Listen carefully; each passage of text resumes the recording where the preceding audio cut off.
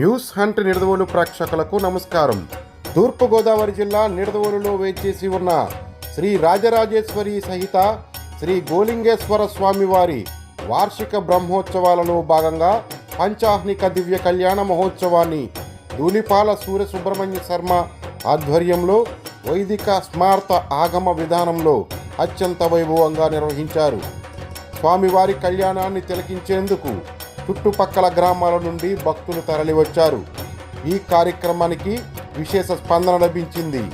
ఈ కార్యక్రమంలో ఆలయ ప్రధాన అర్చకులు శ్రీకాకుళపు వెంకటేశ్వరరావు, ఆలయ మేనేజర్ నామా సూర్యప్రకాశరావు, శ్రీకాకుళపు పురుషోత్తం మరియు వందలాదిగా భక్తులు పాల్గొని స్వామివారి కళ్యాణాన్ని తిలకించారు. కళ్యాణం అనంతరం విచ్చేసిన భక్తులకు ఉచిత తీర్థ ప్రసాదాల వితరణ చేశారు.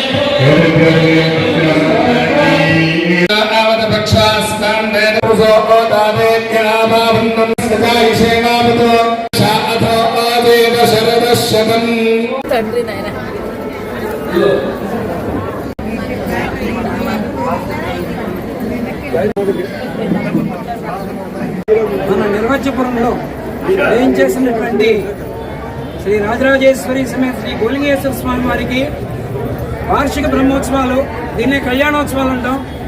పాంచాన్నికంగా అంటే 5 రోజుల సంకల్పంతో ఈరోజు ఉదయం మొదలు పెట్టుకుని 5 రోజులు జరుగుతాయి. ఈరోజు స్వామికి ఉదయం నుంచి కూడా అభిషేకాలు, అమ్మవారి కుంకుమ పూజలు, అలాగే స్మార్త ఆగమ ప్రకారంగా శ్రీ ధూళిపాల సూర్య సుబ్రహ్మణ్య శర్మ గారి చేత వారి యొక్క ఆధ్వర్యంలో ఈ స్వామివారి యొక్క కళ్యాణోత్సవం ఉదయం నుంచి కూడా సంకల్పంతో జరిగింది. సాయంత్రం నుంచి కూడా అంతరారోపణలు ఇవన్నీ జరిగాయి. ఇక్కడ కళ్యాణ మండపంలో వైభవంగా వేలాది మంది భక్తులు పాల్గొని ఈ కళ్యాణాన్ని తిలకించి ధరించారు. ప్రతి సంవత్సరం జరిగిన దానికన్నా ఇంకా బాగా ఈ సంవత్సరం ఇంకా చాలా బాగా జరిగింది. ఇదే విధంగా భక్తులు స్వామివారి యొక్క కృపకు పాత్రలు అవ్వాలని మేము కోరుతున్నాము. ఈ 5 రోజుల్లోనూ మరి 3వ రోజు సదస్యం జరుగుతుంది. శివరాత్రి బుధవారం నాడు మనకి 26వ తారీఖు మహాశివరాత్రి తెల్లవారుజాము నుంచి కూడా మహాదర్శనం ఉంటుంది. స్వామివారి దర్శనం ఇది జన్మానికో శివరాత్రి అని అంటాం మనం. తప్పనిసరిగా అందరు భక్తులు కూడా స్వామివారిని దర్శించుకోండి. కొన్ని వందల సంవత్సరాల యొక్క చరిత్ర కలిగిన స్వయంభూ స్వామి గోలింగేశ్వరుడు గోవు కారణంగా పుట్టలోంచి వెలిసినటువంటి స్వామి, ఎవరు ప్రతిష్ఠించింది కాదు. ఈ నగరంలో ఎప్పుడో ఈ స్వామి ఉండేవాడో మనకు తెలియదు. సుమారు 300 సంవత్సరాల క్రితం ఒక ఆవు ఇక్కడ పుట్ట ఉంటే ఈ పుట్ట ఎక్కి పాలు వదిలేస్తుంటే ఆ యజమాని పాలు ఇతను తాగేస్తున్నాడేమో మేపివాలని చెప్పి అతను పరీక్షిస్తే పుట్టెక్కి ఆ ఆవు పాలు వదిలేస్తోంది. ఏంటి పుట్టలో పాలు వదులుతోంది అని చెప్పి మన వెంకటేశ్వర స్వామి కథ లాంటిది ఇక్కడ జరిగింది. తవ్వి తీస్తే లింగం కనిపించింది. ఇది బ్రహ్మసూత్రం కలిగినటువంటి స్వయంభూ లింగం. మరి ఈ స్వామిని దర్శించుకుని భక్తులు విశేషంగా పూజించుకుని అభిషేకాలు మొదలైనటువంటి నిర్వహించుకుంటూ ఉంటారు. కార్తీక మాసం 4 రోజులు వైభవంగా జరుగుతూ ఉంటుంది. అదేవిధంగా ఈ మాఘమాసంలో ప్రతి సంవత్సరం కూడా స్వామివారికి దివ్య కళ్యాణోత్సవం జరుగుతూ ఉంటుంది. మరి ఈ కార్యక్రమాల్లో పాల్గొని ప్రజలందరూ కూడా భక్తులందరూ కూడా ధరించమని చెప్పి తెలియజేస్తున్నాం. మరి దేవస్థానం వారు చక్కటి ఏర్పాట్లు చేశారు. స్వామివారి కళ్యాణోత్సవానికి కావాల్సినటువంటి ఏర్పాట్లన్నీ చేశారు. మరి అలాగే అనేక రకాలైనటువంటి కార్యక్రమాలు ఉన్నాయి. ఈ కార్యక్రమాలు ఆ టైంన ఉదయాన్నే నుంచి మధ్యాహ్నం నుంచి సాయంత్రం కూడా జరుగుతూ ఉంటాయి. ఈ 5 రోజులు కూడా దీన్ని పాంచానిక దీక్ష అంటారు. ఇక్కడ జరిగేటువంటి విధానం వైదిక స్మార్తాగ విధానంలో జరుగుతూ ఉంటుంది. మరి తరతరాలుగా స్వామిని అర్చిస్తున్నటువంటి కుటుంబం నుంచి వచ్చినటువంటి మేము ఇప్పుడు వెంకటేశ్వరరావు మా తమ్ముడు ఇక్కడ వంశపారంపర్య అర్చకుడిగా ఈ స్వామివారికి అర్చకత్వ సేవ నిర్వహిస్తున్నారు. మరి ఈ కళ్యాణోత్సవాలు సందర్భంగా విశేషమైనటువంటి ఆరాధన స్వామికి జరుగుతుంది. అన్ని ముఖ్యంగా మహాశివరాత్రి నాడు జరుగుతుంది.